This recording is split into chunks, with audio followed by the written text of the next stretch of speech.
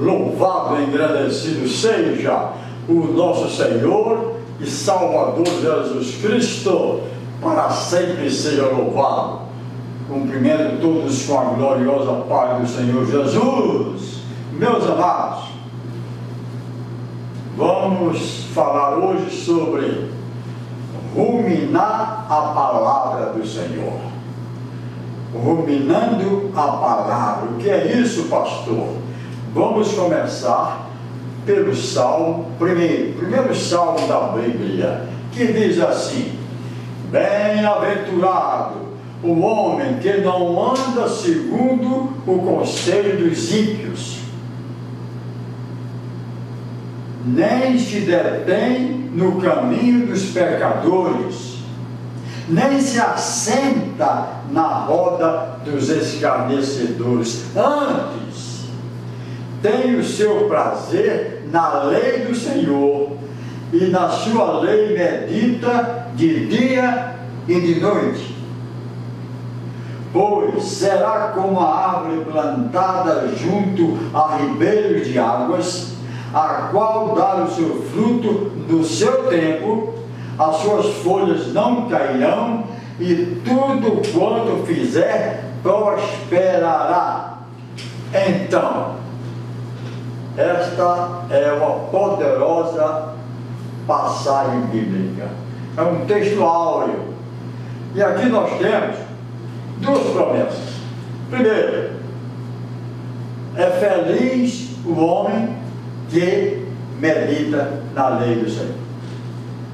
Bem-aventurado o homem quer dizer feliz o homem. Bem-aventurado o varão, feliz o homem que medita na lei do Senhor. E não só medita, mas se afasta dos caminhos dos pecadores. Não toma assento na roda dos escarnecedores. Pois bem, esta é a primeira promessa de felicidade para aquele que medita, guarda essa palavra, medita na lei do Senhor. E a segunda é que prosperará em tudo, e tudo quanto fizer prosperará. Quem está dizendo aqui é o Senhor. Tudo quanto fizer prosperará. Prosperará no ministério, prosperará na fé, prosperará na graça, enfim, tudo prosperará. É a promessa. Agora, quem lê esse salmo e a Bíblia como um todo, de forma apressada, não vai compreender muita coisa. Precisa o quê? O que ele diz aqui. Olha, antes tem o seu prazer na lei do Senhor, e na sua lei medita. Ele não está falando aqui, lê apenas, não. Lê, claro que tem que ler, mas tem que meditar na palavra. Meditar sobre o que está lendo, frase por frase, palavra por palavra, para poder compreender, para poder reter essa palavra no coração e ter a convicção de que entendeu a palavra do Senhor. Pois bem, e o que é meditar? É refletir, é pensar com mais aprofundamento, é pesquisar, é examinar, buscar comentários bíblicos que possam elucidar a dúvida. Se tem dúvida quanto a algum termo, quanto a alguma palavra, tem que buscar tirar a sua dúvida. Não vai passar por cima do texto e já começar outro sem ter entendido o texto anterior. Mas vamos lá, meditar é refletir com profundidade. Pois bem, quanto a isso, nós devemos imitar os animais ruminantes. O que é isso, pastor? Os animais que ruminam. Os animais ruminantes são o boi, camelo, a girafa, cabra, bode, enfim, todos aqueles que ruminam o alimento. Os animais ruminantes têm 4 departamentos do seu estômago. Então, eles engolem o alimento e esse alimento vai para o primeiro compartimento e ali fica. Depois de terminada a refeição, ele vai regurgitar, ou seja, vai voltar à boca esse alimento aos poucos e ele vai ficando ali mastigando, remastigando aquele alimento que ele engoliu. Daí passa para outro compartimento e vai passando aos poucos, depois para outro, para o quarto e enfim o processo digestivo é concluído nos intestinos. Pois bem, nós devemos imitá-los. Pesquisa aí, você vai encontrar ruminando a palavra. Com relação ao estudo da Bíblia, você precisa ruminar a palavra como? Meditar na palavra.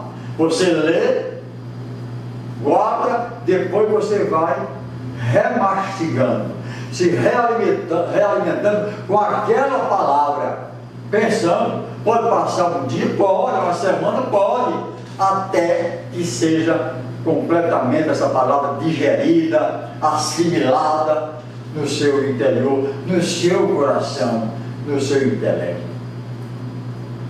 Pois bem, mas muitos fazem uma leitura apressada, compreendeu? E passa por cima. Acredito até que muitos já leram a Bíblia dezenas de vezes, calo rápido. Mas se perguntar sobre um versículo, um texto, talvez não tenha a explicação necessária. É por isso que o Senhor Jesus disse, escreveu: conhecereis a verdade e a verdade vos libertará. Mas conhecereis a verdade com profundidade. E se o Filho vos libertar, verdadeiramente sereis livres. E ele disse mais: a tua palavra é a verdade. Santifica-os na verdade, a tua palavra é a verdade. Quando se faz uma leitura dinâmica, uma leitura apressada, sem meditação, ficamos sujeitos aos falsos profetas, às falsas religiões, que andam por aí insistindo para apresentar outro evangelho, para entrar em nossos lares, nos lares dos cristãos, que dizem que são cristãos, se apresentam como querendo apresentar um estudo bíblico, com aquele sorriso largo que engana muitos, mas o Senhor Jesus disse: acautelai-vos dos falsos mestres, acautelai-vos dos falsos pastores, cuidado com as heresias, não permitam que entrem no seu lar. O nosso lar é inviolável, para dar um estudo que nós sabemos que é um estudo fajuto. Apresentam uma Bíblia adulterada, falsificada, apresentam outro evangelho que não é o evangelho do Senhor Jesus Cristo.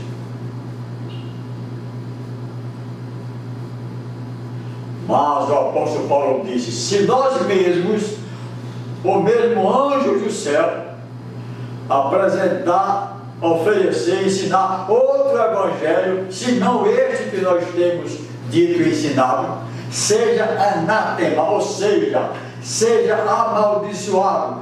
Não permita que maldição penetre no seu lar. Para dar o estudo bíblico fajuto, a um ente querido, a um filho, porque depois esse filho vai receber uma lavagem cerebral e vai ficar contra você, vai ficar contra os pais. Nós temos dezenas de testemunhos nesse sentido. E eu estou falando, vamos dar nome aos bois, nós estamos falando da seita Testemunha de Jeová, que eu já disse e vou repetir, é uma das piores do mundo. Por quê? Porque pregam, ensinam, incentivam a ruptura familiar, pai contra filho, filho contra pai, irmãos contra irmãos, isso dentro da família.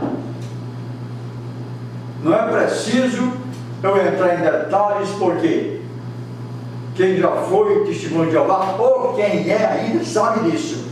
Oficialmente eles proíbem que um de seus membros, seguidores, que já receberam lavagem cerebral, eles proíbem de entrar em contato com um desassociado, ainda que seja pai ou mãe, ainda que seja o filho.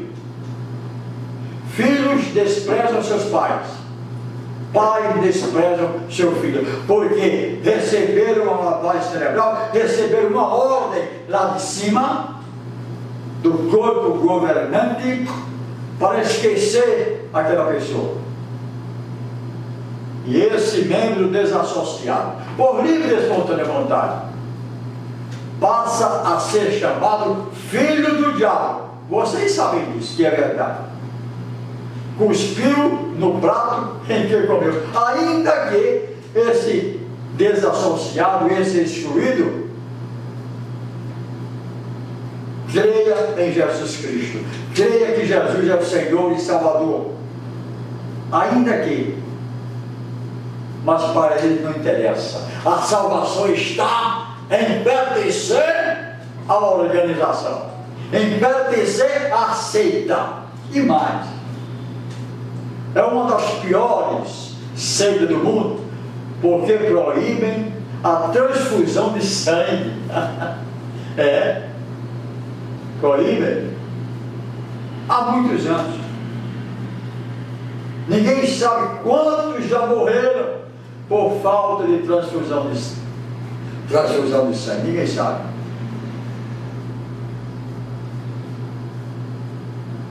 Se um seguidor dessa seita, por exemplo, a sua mãe está no UTI, está precisando de sangue para sobreviver, e o filho tem esse sangue compatível com o sangue da sua mãe, ele é proibido de doar esse sangue para satisfazer a vontade de Jeová. Onde está escrito? Onde está escrito isso? Se Jesus deu o seu sangue, derramou o seu sangue por nós, doou-se por nós, amor ao próximo é isso, doar-se, até com a própria vida. Mas essa seita não prega o amor ao próximo. Por isso não é uma religião cristã. O maior dos mandamentos: amarás o próximo como a ti mesmo. Amarás a Deus sobre todas as coisas, com todo o entendimento, com toda a sua alma, e ao próximo como a ti mesmo. Se o filho ama a sua mãe, realmente com amor verdadeiro, ele é capaz de dar a sua própria vida por sua mãe e seus pais. Por isso é preciso ruminar a palavra, é preciso meditar a sua palavra. Onde está escrito que Jeová proíbe doação de sangue? Lá no Antigo Testamento diz que sangue é vida, e com base nesse versículo eles formaram essa doutrina satânica e tantas outras proibições. São muitas as proibições, porque o corpo governante quer manter com capricho curto os seus filiados, os seus membros. Então, rumine a palavra, debrucem-se sobre a palavra de Deus, para que ela possa ricamente morar em você. Encher-se da palavra. Encher-se da palavra é se encher do Espírito Santo. Porque a palavra é Espírito e vida. E esta palavra foi transmitida, foi inspirada pelo Espírito Santo. Diz a Bíblia. Foi o Consolador que fez com que os apóstolos recebessem inspiração para escrever tudo aquilo que o Senhor Jesus ensinou. Agora, quem não tem o Espírito Santo é outra coisa. Como as testemunhas de Jeová que blasfemam do Espírito Santo. Cometem o único pecado que não tem perdão, a blasfêmia contra o Espírito Santo. Dizem que o Espírito Santo é uma energia, ou seja, uma coisa, não é uma pessoa. Nós temos que ler a Bíblia, nós temos que aprender para rebater, para quando chegar em sua casa um desses falsos profetas, você possa não receber orientação bíblica. Você vai logo perguntando: por que vocês dizem que o Espírito Santo é uma coisa, é uma energia? Vocês dizem que não existe a Trindade, Pai, Filho e Espírito Santo, onde o Pai é Deus, o Filho é Deus e o Espírito Santo é Deus.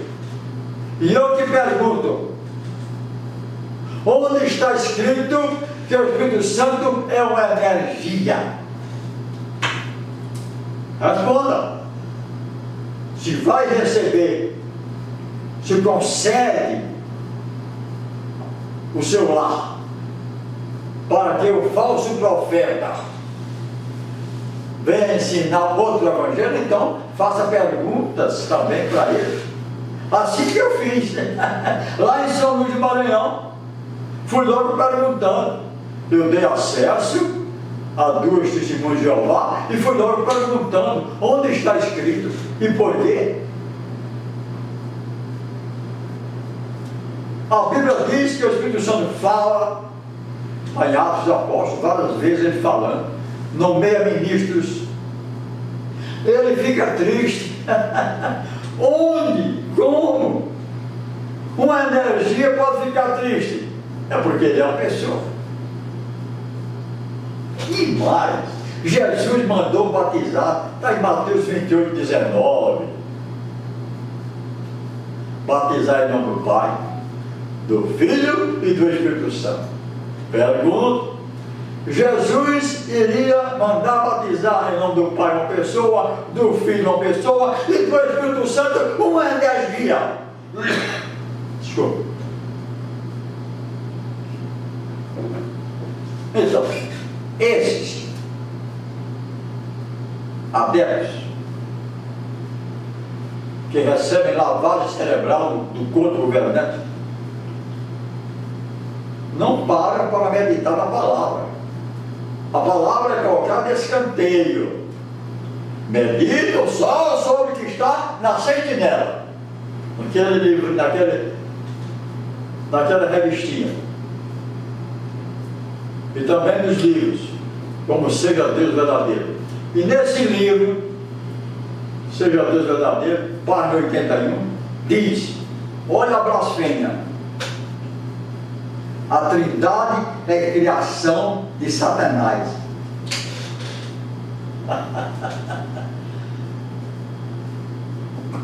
E a página 82 diz que o Espírito Santo é uma força ativa. Mas eles não querem saber.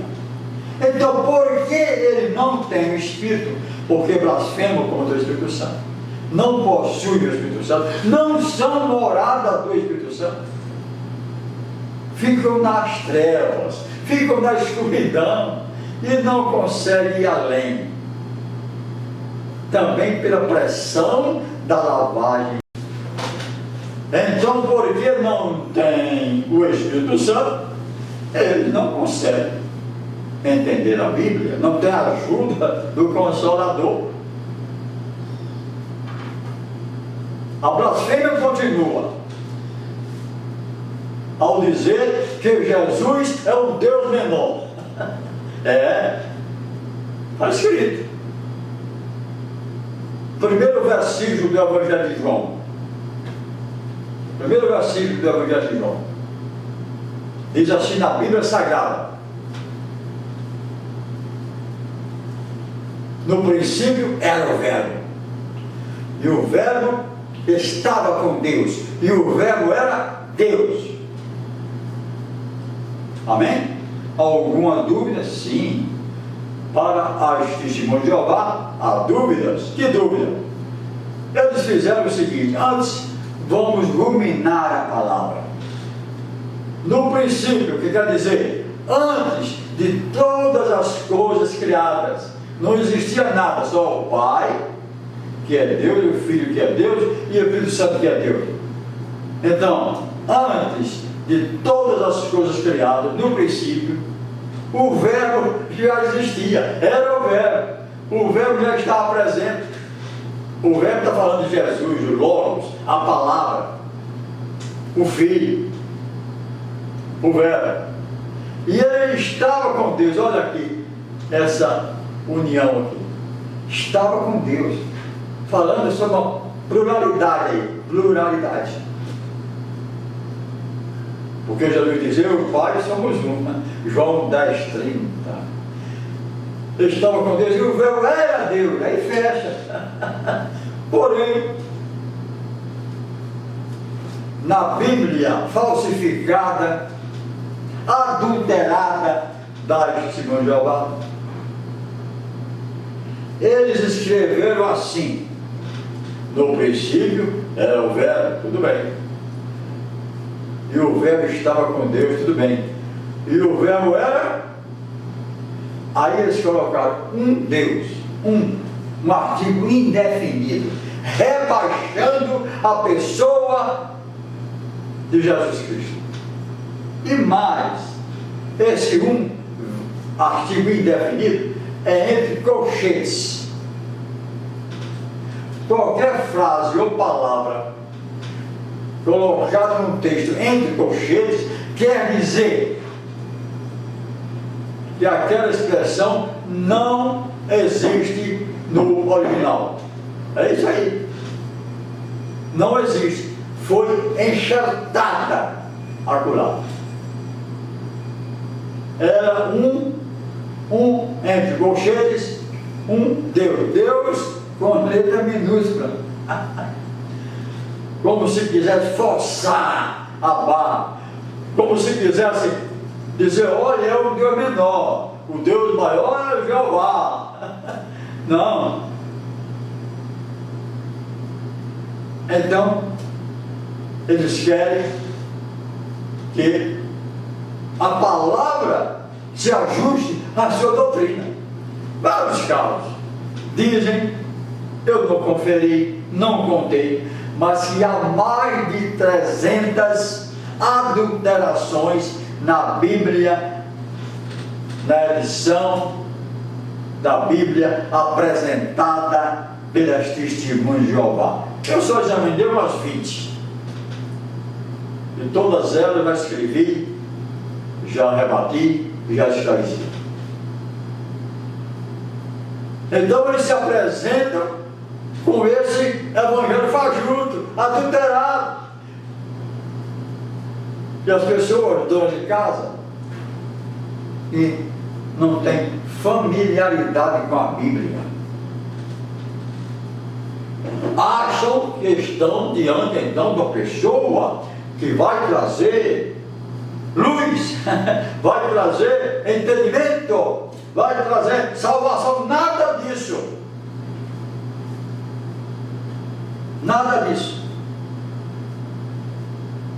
Eu estava lá em São Luís do Maranhão, da frente da minha casa a uma praça, e todos os domingos